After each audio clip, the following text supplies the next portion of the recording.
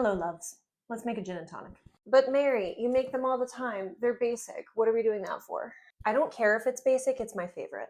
And I really don't see how you could go wrong. I should own stock in Schweppes at this point. Now the question is always, which gin? Grey Whale it is. Do I have an ice maker in my freezer? Yes. Is it working? No.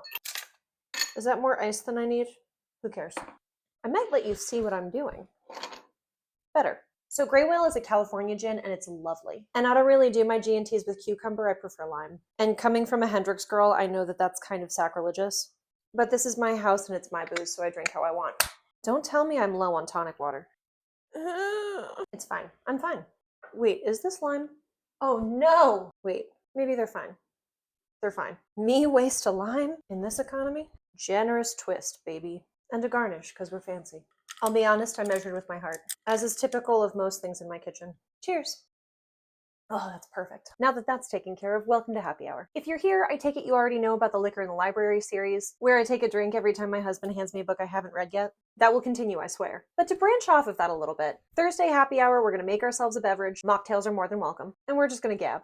My name is Mary, and I'm a bookish content creator. I'm on Book Talk, Bookstagram, and now Bindery. The Tome app is finding its legs, but I'm on there too. My primary genres are historical fiction, memoir, fantasy, romance, and romantasy, and I do tend to think of those three as separate from each other. That's a whole separate video, though. But today we're just going to kick it off nice and easy with a few of my favorite books. And please feel free to comment any questions. I am a nut about checking the comments. We're going to start in nonfiction just because I don't think it gets the love it deserves. This is Girly Drinks by Mallory O'Meara. Mary, I'm shocked that you picked a title about a world history of women and alcohol. Yeah, you shouldn't be. Of the many reasons I'm in love with this book, the amount of overlap that exists between women's economic efforts and the various booze industries around the world is significant. Now, there are a couple of historical inconsistencies, and I had to go hunting for a little bit of research on my own, but if you've ever in your adult life been made fun of for ordering a Cosmo in a bar, read this. I will never stop singing the praises of Marjane Satrapi. If you've never read Persepolis, I beg of you to fix that. Now, I really don't do a ton of celebrity memoirs, but I have two exceptions. The first is Still Foolin' 'Em by Billy Crystal. The first time I read this was maybe 6 or 7 years ago, and I immediately recommended it to every single person who would stand still long enough. Endlessly funny, I love his stories about being best buds with Muhammad Ali and Robin Williams and Whoopi Goldberg. He's also a Yankees fan, which is a huge plus in my book. The other celebrity memoir is Taste by Stanley Tucci. He narrates the audiobook himself, and I highly recommend it. We had it playing in the car for our last family road trip, and between the jokes, the anecdotes, the Italian recipes, we all loved it. Give it a listen. Going into historical fiction, the Dictionary of Lost Words by Pip Williams takes place during the drafting of the first Oxford English Dictionary. Esme is the daughter of one of the lexicographers who are working on the dictionary, and she realizes that there are some words that don't make the cut. The timing of this also aligns with the British women's suffrage movement. Sweet story meets vocabulary lesson meets feminist commentary. Speaking of feminist commentary, Belle DeCosta Green is the personal librarian of JP Morgan. Yes, that JP Morgan. She's a black woman who passes as white, and her father was actually the first black man to graduate from Harvard. And by the way, all of this is based on a true story. Belle DeCosta Green even has her own exhibit at the Morgan Library in New York City. Which, by the way, if you ever get a chance, please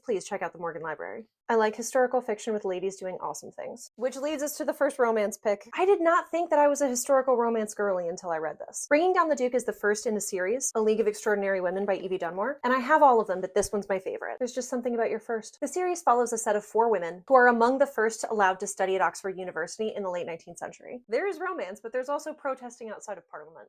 Did you ever read The Great Gatsby and think this could be gayer and less white? The Chosen and the Beautiful by Nhi Vo makes Jordan Baker Vietnamese and queer. Addicted. Side note, justice for Zelda. And on the subject of queerness, this is the Bright Falls series by Ashley Herring Blake, and I can never pick which one's my favorite. No, it's probably the first one. Delilah Green Doesn't Care, Astrid Parker Doesn't Fail, and Iris Kelly Doesn't Date follow a set of friends in small-town Bright Falls as they all fall in love with other ladies in beautiful and charming ways. My sister-in-law got me each of these as they came out because she knows and loves me. One more for now, and I'll chat about more of my favorites again soon.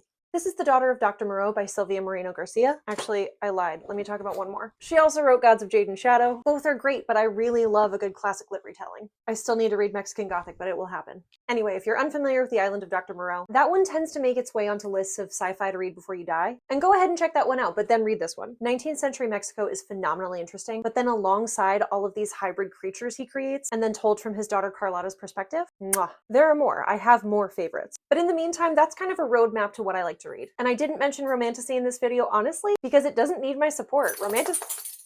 Excuse you. Romantasy as a genre is doing just fine without me. But let me know if you want to hear about that too. Oh wait, I'm running a giveaway this weekend. There are 4 exclusive editions of Bindery imprint books up for grabs: House of Frank by Kay Synclaire, Inferno's Heir by Tiffany Wang, Strange Beasts by Susan J. Morris, and the Sky Bled by S. Hati. Fabulous artwork, sprayed edges, and free if you enter and win. Be sure you're following me on Bindery and then just comment on the giveaway post which of those books you'd most like. Entries close at 6 p.m. Eastern on Sunday, February 2nd. And you can also just comment here and tell me which of the other books I talked about is next up on your TBR. I need to sign off.